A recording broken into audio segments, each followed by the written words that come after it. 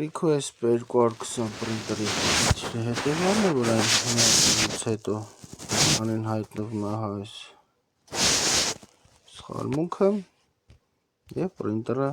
չի տպում։ Խնդիրը լուծելու համար սկզբում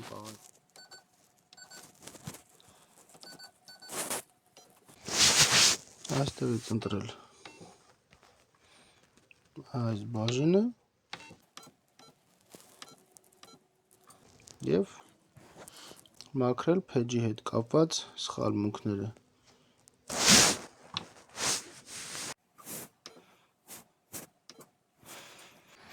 Սպասում ենք մինչև զբրոս լինի, որից հետո անջատում ենք printer-ը և նորից միացնում ենք։